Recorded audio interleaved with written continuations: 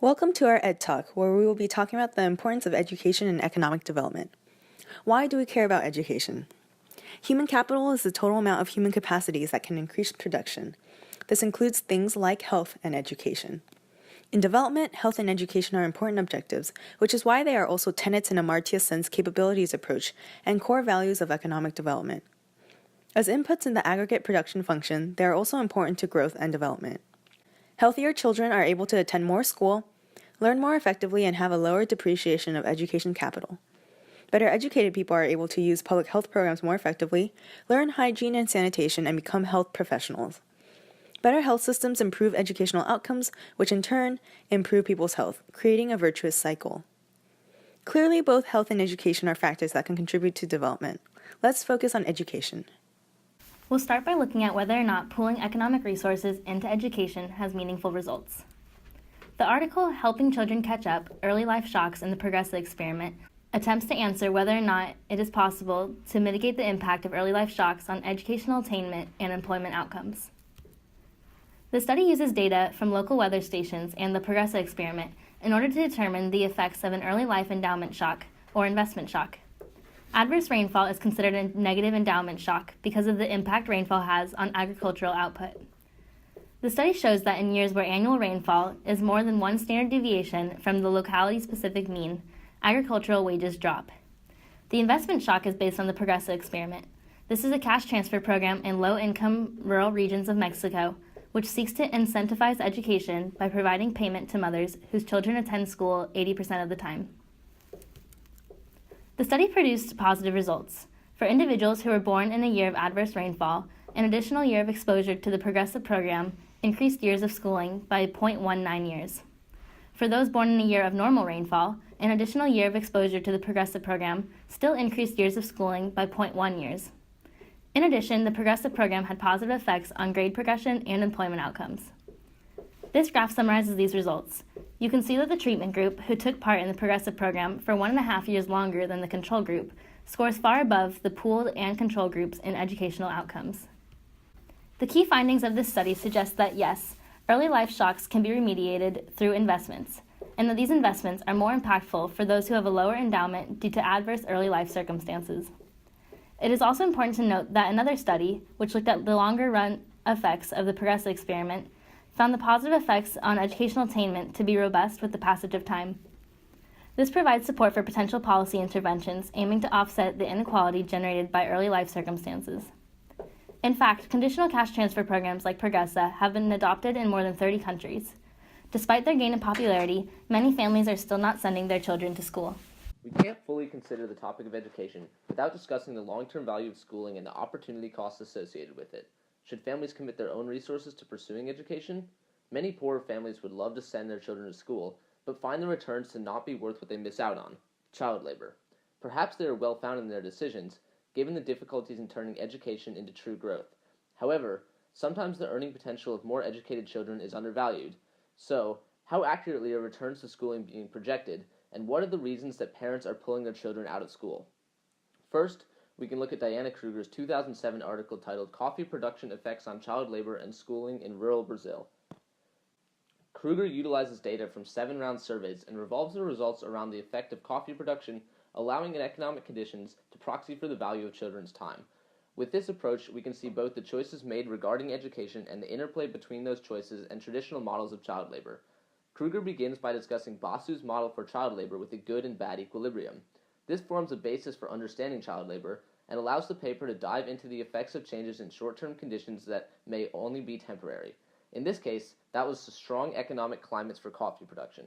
Coffee has historically been significant in the Brazilian economy, and coffee GDP can interact with the child wage and preferences to lead to different incentives for households, considered here to be maximizing the utility of one adult and one child. In general, the results extrapolated from econometric regression signify an important impact of economic conditions on educational attainment. Consistent with findings in prior research, child labor increased and school enrollment for the same group dropped during times of strong local economic activity. This is especially true for middle-income children, as a 10% increase in coffee production corresponds to a 4% increase in probability of employment. The middle and lower-income children face adverse effects from these temporary shocks much more frequently than higher-income children. So, We can clearly see here that income-constrained households sometimes choose to sacrifice children's education given the ability to increase income through child labor. While certain policies may be targeted at eliminating child labor to remedy this issue, others hypothesize a correction of asymmetric information that could be even more valuable. Do the parents and children in these situations understand the long-term impact of education and make choices only due to constraints, or are perceptions on returns to education misguided? We can explore this through another paper, Robert Jensen's 2010 discussion titled The Perceived Returns to Education and the Demand for Schooling. Here, Jensen examines the value of education from a different angle.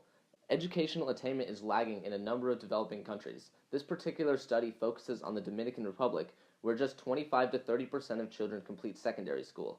Potential explanations include high discount rates and credit constraints, but Jensen explores further as an issue of misinformation. The data is based on surveys of 8th graders in different school clusters. These surveys asked about perceived returns to education and found that students often had little idea of the benefits. While overestimating returns to education is a real risk, particularly in developing countries, Jensen was able to follow survey respondents over a 4-year period to get an understanding of their actions based on changing perceptions. All individuals calculate internally their net present value of education based on future income, a discount rate, and the opportunity cost of giving up income in the present. Information given to children in the treatment group regarding future incomes would theoretically increase the value they'd hold for future income in this calculation. Could this be a key factor in improving enrollment rates and educational attainment in developing countries?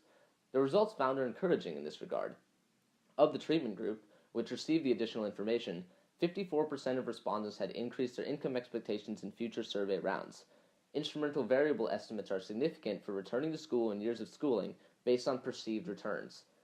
Long-term, results find that those in the treatment group had achieved 0.18 more years of schooling over the 4 years post-survey, and they were 7% more likely to have returned to school following the completion of mandatory primary school. These effects were particularly striking for the less poor students, signifying the importance of perceived returns in encouraging educational attainment. Overall, in both studies, we see that the poorest families are constrained in the short term and unable to focus on returns in the future whether they have accurate representations of that value or not. So what steps can policymakers take to improve the quality of education across the developing world to make the investment worth it? Now that we have discussed how perceptions and resource allocation can affect education, let's talk about what can be done to increase the returns from investments in education. Duflo et al. Published a paper in 2015. In 2015, Duflo et al. Published a paper titled School Governance, Teacher Incentives, and Pupil-Teacher Ratios, Experimental Evidence from Kenyan Primary Schools. This paper demonstrated how teacher incentives rather than teacher-to-student ratio improves educational outcomes in Kenyan schools. In Kenya, government leaders pool resources to encourage more individuals to enter the teaching profession. The central government's Ministry of Education trains and assigns many teachers to teach in communities across Kenya. In addition to centrally provided teachers, community locals can serve as contracted teachers, often being hired through the Parent-Teacher Association. As a part of Kenya's extra teacher program, randomly selected Kenyan classrooms added a second teacher per classroom, improving teacher-to-student ratio. Interestingly enough, Duflo et al.'s data showed that test scores did not increase significantly for students in smaller class sizes. The study also looked at the impact of school-based management, a way for community officials to interact with teachers and have a better understanding of teacher effectiveness. The goal of parent involvement is to counter the common practice of teacher absenteeism, which compromises student education. Centrally hired teachers did not have the oversight characteristic of locally hired teachers, and therefore centrally hired teachers were held less accountable. As such, during random attendance checks, centrally hired teachers were absent 16 percentage points more than locally hired teachers. Locally hired contract teachers not only had lower rates of absenteeism, their students also exhibited higher test scores, which could be a result from a more present and less absent teacher. The study also gave randomly selected parents a 90-minute school-based management training. The training informed parents on how to interview and select job applicants, how to assess teachers' effort and performance, how to monitor schools' management of the program, and how to perform a formal review of a contracted teacher to see if the community wants to renew this contract. Additionally, adding an element of school-based management reduced teacher absenteeism by additional 12 percentage points. In addition, school-based management led to an even greater increase in test scores than locally hired teachers alone. On average, centrally hired teachers get paid over 4 times more than locally hired teachers. Another trend is that locally hired teachers tend to use their current positions as a stepping stone to eventually get hired by the Teacher Service Commission. Clearly, Kenya's current system of education is ineffective. Poorly monitored and therefore ineffective teachers are paid greatly more. Taking a step back, one can see that this study indicates that education effectiveness relies heavily on teacher incentives and accountability. Kenya's system is broken because teachers are incentivized for not being held accountable. However, increasing accountability of teachers is a relatively inexpensive procedure. School-based management, which increased teacher accountability as well as educational outcomes of students, was also a low commitment cost-wise and time-wise for communities and parents. This study shows that education is not necessarily improved by hiring teachers. A stronger approach would be to incentivize current teachers to do a better job. Aside from focusing on improving teachers, schools can use a different... Even though most children were enrolled in school, in 2005, a survey found that 44% of children aged 7 to 12 in India could not read a basic paragraph, and 50% could not do subtraction. This trend persisted even in urban areas where student and teacher absenteeism is generally not an issue. Under these conditions, efforts to increase school enrollment do not appear to improve test scores. Therefore, Banerjee, Cole, Duflo, and Linden looked for a way to increase the quality of the schools in addition to what was being done to improve enrollment. Several studies have shown that spending more on resources like textbooks, flip charts, or additional teachers do not have an impact on test scores, which has led to a general skepticism towards spending money on inputs to improve education. However, there is not enough evidence to argue against funding all inputs, especially if there are still specific unmet needs. Education systems often cater to the elite, which means that not everyone's needs may be met. This provided an opportunity to evaluate the effects of a program that targeted children from poor families. The first intervention targeted the weakest children, where a Balsaki, or trained young female teacher, worked on basic skills with 3rd and 4th grade children who had not yet mastered them, for 2 hours a day. The second intervention was a computer-assisted learning program for all children in grade 4. This program took advantage of the government's provision of 4 computers in 80% of the primary schools in Vadodara. Teachers provided students with 2 hours of shared computer time per week.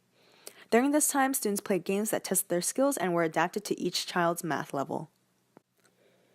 Contrary to previous literature, the study found that both programs had a substantial positive effect on children's academic achievement, at least in the short run. The remedial education program increased average test scores in the treatment schools by 0.14 standard deviations in the first year and 0.28 in the second year. Students in the Balsaki program gained 0.6 standard deviations in the second year. The computer-assisted learning program increased math scores by 0.35 standard deviations the first year and 0.47 the next year, and was equally effective for all children. While these large gains were short-lived, some effects persisted over time, with students in the Balsaki schools scoring 0.1 standard deviations above their control group peers 1 year after leaving the program. The low cost and sustainability of the Balsaki program are a result of training local women to instruct the classes, which distinguishes it from standard remedial programs that usually use highly qualified individuals for small group or individual instruction. The computer-assisted learning program also ensured that computers provided by the government were actually being used in the classroom, since in many schools they weren't. In terms of the cost of improving test scores, scaling up the Balsaki program was much more cost-effective than hiring new teachers, and 5 to 7 times more cost-effective than expanding computer-assisted learning programs, at least in the short term. Therefore, it appears that focusing on weaker students through remedial programs is beneficial in improving educational outcomes. There are some differing views on the extent of education's impact on economic growth. While the book The Elusive Quest for Growth by Easterly says that education has not done much for growth, many of the studies we have discussed today argue that investing in economic resources is in fact worth it. In either case, it is certain that investment in education must be accompanied with strong infrastructure, social support, and quality teachers in order to maximize the effectiveness.